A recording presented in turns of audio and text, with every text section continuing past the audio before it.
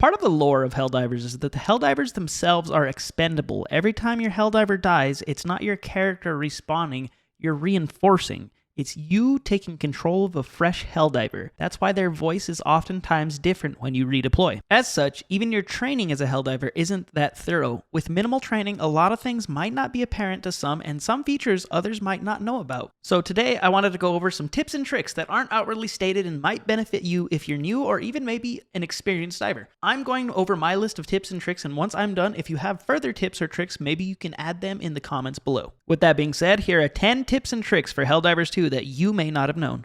Your basic arachnid warrior isn't too smart, but you can blow off a limb, and it's still 86% combat effective. Here's a tip. Aim for the nerve stem and put it down for good. Would you like to know more? Beginning nice and easy with this one, at number 10, we're talking about armor and aiming for the squishy parts. A classic game mechanic that the majority of you are going to understand right off the bat. Aim for the completely telegraphed spots. If you didn't know, some bugs have armor that most guns will not get past, like the Hive Guardian for instance. This non-democratic bug has heavy armor in the front and most rounds will bounce right off of it. But if you get to the sides or behind it, you can take it down with ease. Also, if you aim for the belly from the front, you can still do damage to it. The Charger, another heavily armored bug that I'm sure a lot of you probably hate at this point, has most of its body covered in armor. But, do you see what I did there? But if you take aim at its rear end, where it has no armor, you can bring the behemoth down. The same strategy can be implemented with the automatons as well. Aim for their power supply on their back or their heads and dispatch the socialists with effective lethality. Similar to number 10, for number 9, we are talking about limb removal and bleeding out. In Helldivers 2, ammo can be a resource you want to conserve at all points during gameplay. Any unnecessary expenditure of ammo can prove costly down the line. As such, it is important to save your shots anywhere you can. Some Terminids actually bleed out given the right circumstances. We discussed how the Charger's weak spot is its abdomen, and if you explode the abdomen but the bug yet lives, give it a few more seconds before it dies to blood loss. There you go, his butt's out. See his butt? How's it? See how he doesn't have a butt no more? And he's bleeding? He's eventually gonna die. See? So you know, like, this game is a lot about, like, conserving ammo sometimes, so you'll... Not a bad idea to save ammo like that. Same can be applied to the Brood Commander. If it loses its head, it'll keep coming but eventually bleed out. If you can avoid the death throes of these creatures without using more ammo, it may come in handy in a pinch. Not to mention, if you use a railgun to take out the Charger's limb, after 3 hits, the Charger will die instantly. It's like a skating on ice. Shoot him on the left leg now, or his right leg, excuse me. Reloading. Or left is right.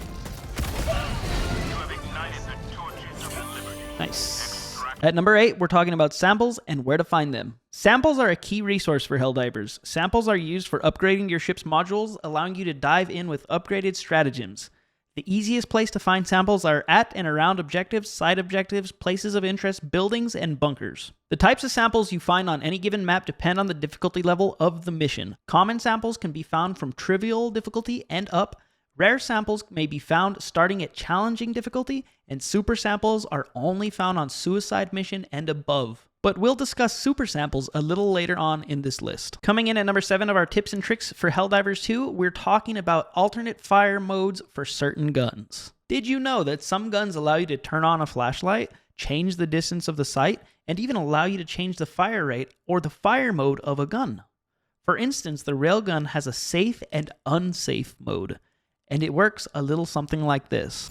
You charge it, and you just hold it there, right? Please don't step in front of it. And then, okay, so let me reload real quick. And then, so unsafe mode charges it really fast, but it's on. I would step back if I were you. Look how fast that charge was, right? Yeah. But watch this if I hold it down.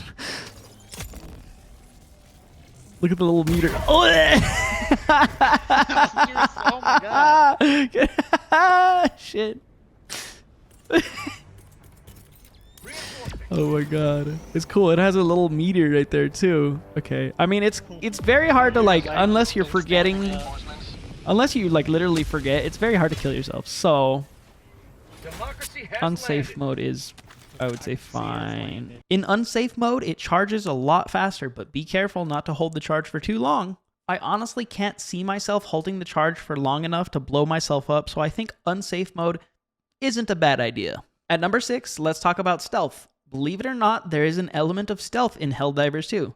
Being stealthy is an incredibly useful ability, especially at the higher difficulty levels. Being able to avoid patrols or sneak past some bugs stationed around the map will save a lot of ammunition and a lot of your runs when on suicide mission and above. Speaking of patrols, at number 5, did you guys know you can stop a patrol bug, or any other bug for that matter, from calling for backup? It's only for a split second, but if you can interrupt their strange call and basically smoke signal for backup, you can prevent further bugs from attacking you at that moment. It's going to take crackerjack timing, but it can be done.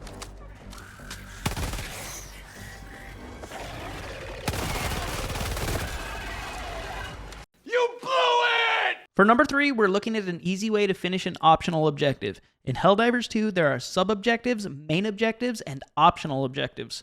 For one such optional objective, you have to locate and disable an enemy broadcast tower from transmitting its data. Normally, you can hack into the system and just turn the broadcast off, or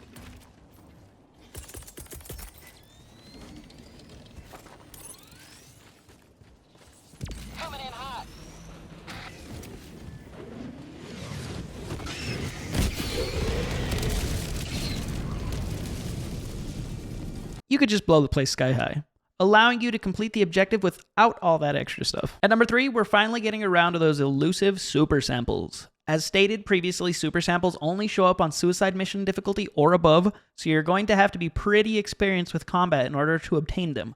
Upon diving onto the map, you're going to want to look for this structure. Look! Marking location. South.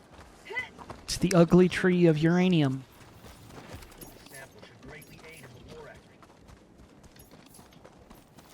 Very freaking nice. Very switched on. All right. This structure is the only place you can find all 3 super samples of super uranium for super Earth. I guess everything in this game is just super. Number 2 is all about bunkers. As far as I've seen, there are 2 kinds of bunkers. These bunkers right here, which you have to open with any kind of explosive, in which you'll find credits, medals, and even samples. And these bunkers right here, which will usually have the same stuff and maybe a gun or 2, but you need to have a teammate in your game to open it with you. I've got this one.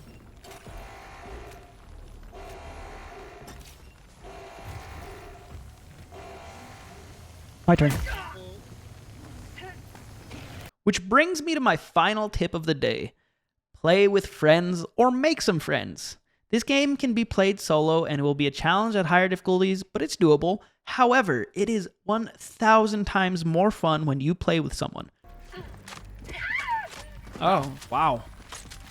Rare sample acquired. Oh no. Oh no. Oh no. Oh, you fucking idiot. Oh, you fucking idiot. You know how many samples I have of me, right? Just wiggle your way out, bro. Wiggle. Yeah, that worked. That worked. Oh, you are a moron. The beauty of this game is that it requires communication and teamwork, making it a little easier for new friendships to be forged during a mission. It reminds me of video games back in my youth, where we made friends with complete strangers playing Call of Duty or Halo. So the moral of the story here is video games are always more fun when we play with friends. So that's my list of tips and tricks for Helldivers 2. Let me know what you guys thought. And if you wanted to add some more tips for your fellow Helldivers, please do so in the comments below. And hey, while you're there, do me a favor and like this video. If you're new here and want to see more videos, hit the sub button. It may be a small thing for you, but it would mean the world to me if you did it. Thank you so much for watching. My name is Lank, and I will see you next time.